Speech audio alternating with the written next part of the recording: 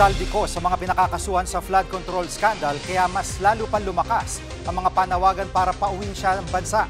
Pero ang pagpapakansela pa lang ng kanyang pasaporte, isa ng malaking debate. Live mula sa Batasang Pambansa, nangunguna sa balita si News 5 House Correspondent Marian Enriquez. Kapatid, una sa lahat, wala bang indikasyon na tutuparin ni Ko ang pangako niyang babalik siya ng Pilipinas?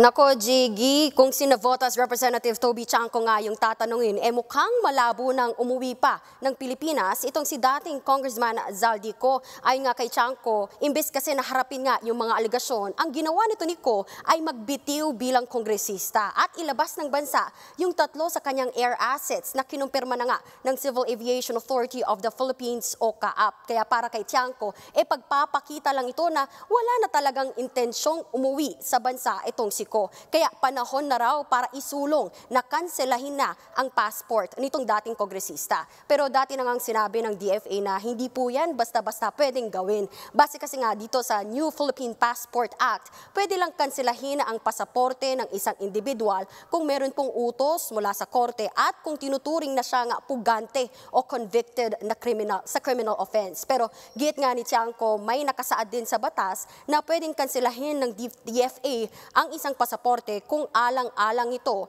sa national security. Giit ni Chanco, dahil nga may malawakang mga kilos protesta kontra korupsyon, maituturing ng national security issue ang flood control scandal. Narito ang pahayag ni Congressman Toby Chanco.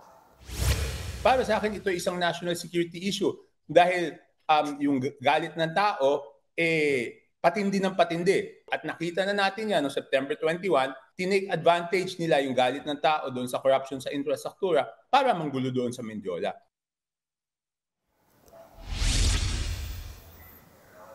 Jiggy, pero para nga dito kay mamamayang Liberal Party List Representative Leila De Lima na isa rin pong abogado, may gray area sa usaping ito. Ang pinakamabilis or pinakasolusyon daw talaga, bilisan na nga itong pagsasampa ng mga kaso laban kay Ko para makapaglabas na nga ng ang Sandigan Bayan ng arrest warrant laban sa kanya. Kapag nangyari kasi yan, magkakaroon ng legal na basihan para kanselahin ang kanyang pasaporte. Jiggy. Tsaka pagka nakasuhan siya ay madali na rin makipag-coordinate sa Interpol yung ating mga otoridad para lalong mahanap at mamonitor kung nasan talaga ito si Ko. Marian, anong reaksyon ng mga kongresista sa rekomendasyon ng ICI kaugnay ng pagsasampa ng kaso sa ilang personalidad kabilang na si Ko?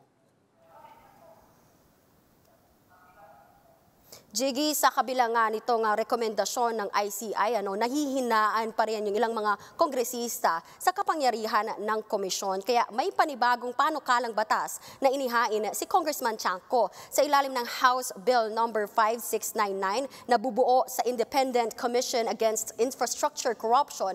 Bibigyan ng kapangyarihan itong komisyon na magsampa ng mga reklamo, maghain ng sequestration o pagsamsam ng mga ari-arian, magpataw ng preventive suspension at maglabas ng hold departure orders laban sa mga opisyal na sangkot sa korupsyon. Pero tiniyak ni Chanco na sa ilalim ng kanyang panukalang batas ay hindi matatapakan ng bubuoing komisyon ang saklaw at kapangyarihan ng Ombudsman at DOJ.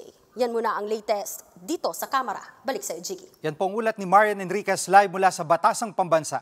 Mga kapatid, Jiggy Manikad po, pagdating sa mahalagang balita sa loob at labas ng bansa, dapat una sa lahat, mag-follow at mag-subscribe na sa social media pages ng News 5.